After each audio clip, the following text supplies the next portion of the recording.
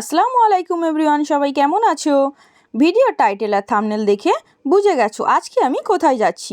রাত 2টোর সময় বাড়ি থেকে বার হয়ে বাসে উঠলাম। মিডিলে 3 সিট নিয়ে বসে পড়লাম। আমি যাচ্ছি নাইট টু নাইট বকখালি।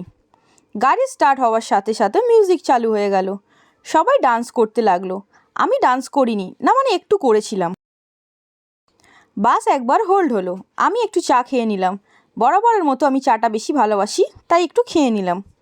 হাইওয়েতে চারিদিকে শুধু কুয়াশা আর কুয়াশা।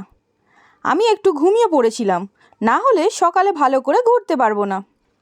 ঘুম ভাঙলো সকাল 7টার সময়। সকাল 7টার সময় পিকনিক স্পটে পৌঁছে গেলাম। সকালের ভিউটা এত সুন্দর, তোমরা না দেখলে বুঝতে পারবে না। এদিকে সকালের টিফিনের ব্যবস্থা হচ্ছে। এটা আমার কাকু রান্না করছে না হাসছে বুঝতেই পারলাম না। টিফিনে ছিল রুটি আর তরকারি, সাথে চা। আমাদের মতো অনেক বাস এসেছিল শীতের দিনে পিকনিক করতে।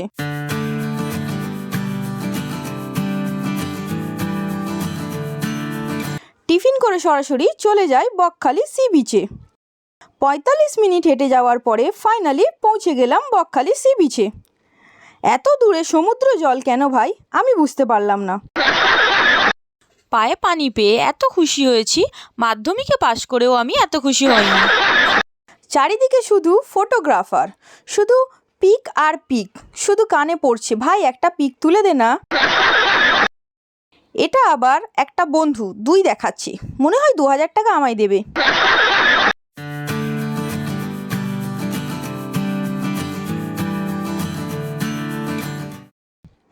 আমি চাল আবার, তাই একটু চা খেয়ে নিলাম। আবার বাসে ফিরত এলাম। এসে একটু মেকআপ করে নিলাম।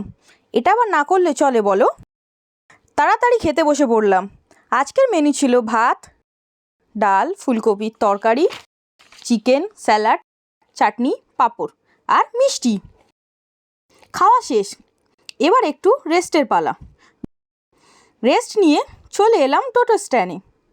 এসে টোটো বুকিং করলাম 500 টাকা দিয়ে। 5 জন বেরিয়ে পড়লাম। চারিদিকে মনোরম দৃশ্য দেখতে দেখতে যাচ্ছি। এখানে টোটোগুলোতে মিউজিক সিস্টেম আছে।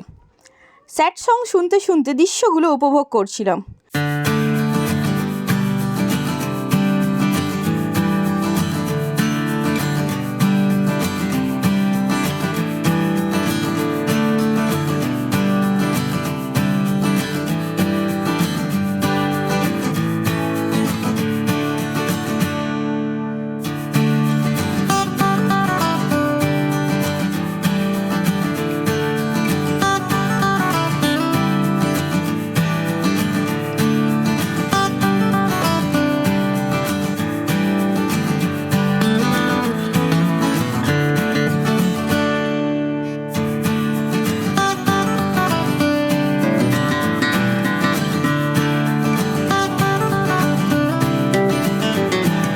$10 টাকা দিয়ে টিকিট কাটতে হবে হেনরি আইল্যান্ডে যাওয়ার জন্য।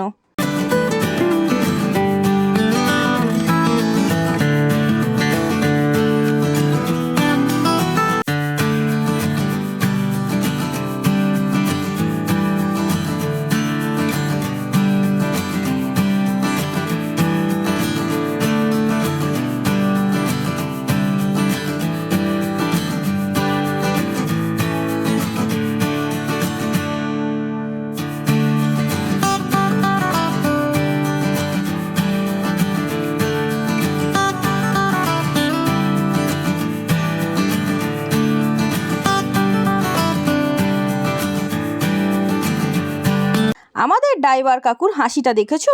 ফার্স্টে নিয়ে যাবে হেনরি আইল্যান্ডে।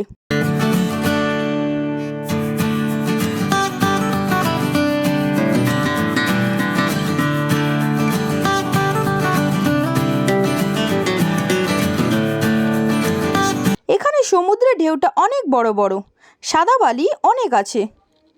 আমি একটা কাঁকড়াও দেখতে পাইনি। ওরা হয়তো আমায় দেখে লজ্জা পাচ্ছে, তাই আর সামনে এলো না।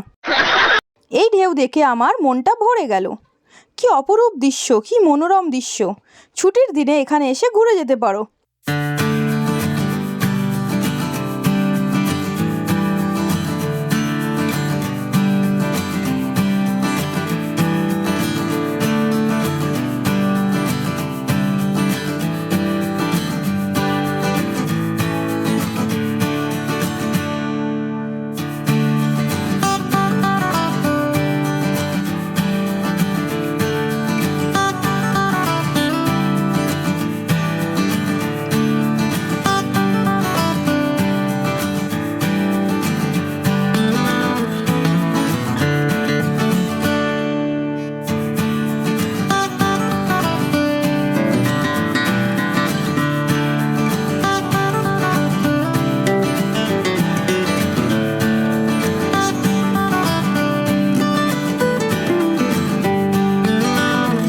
5 টাকা দিয়ে টিকিট কেটে মৎস্য বন্দরে বা বেনিফিসে ঢুকে পড়লাম।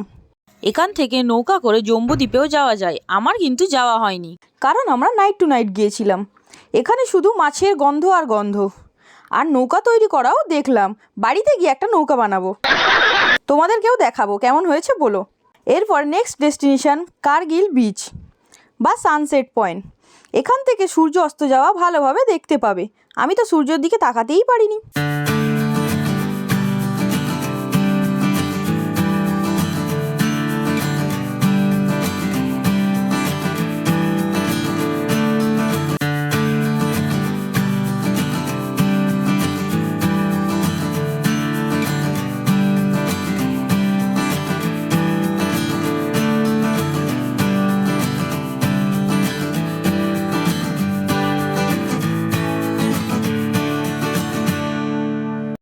সূর্যকে আইসক্রিম দেখাচ্ছিলাম ওই একটু।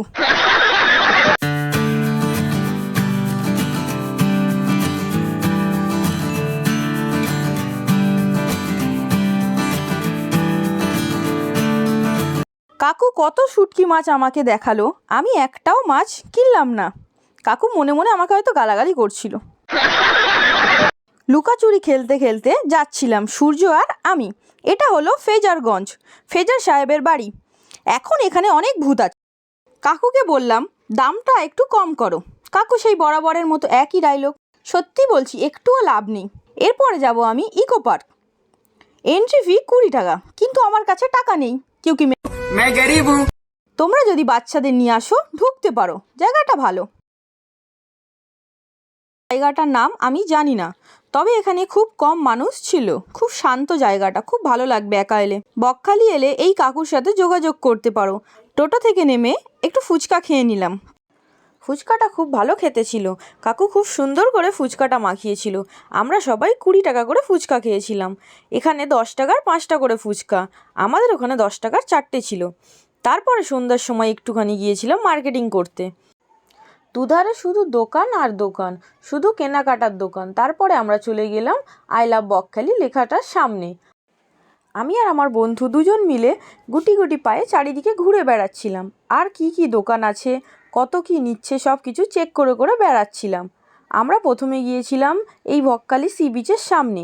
এখানে দুদিকে শুধু দোকান, একটা লাইন দিয়ে পুরো দোকান ভর্তি। যেখানে আইসক্রিম তো শুধু আইসক্রিম, যেখানে সি বিচের ফিশ যেগুলো গ্রিল করে দিচ্ছে, পুরো সারি সারি দিয়ে সেম দোকান। তা আমরা একটু প্রথমে ঘুরে নিচ্ছিলাম, কোন দোকানে কি আছে জেনে নিচ্ছিলাম।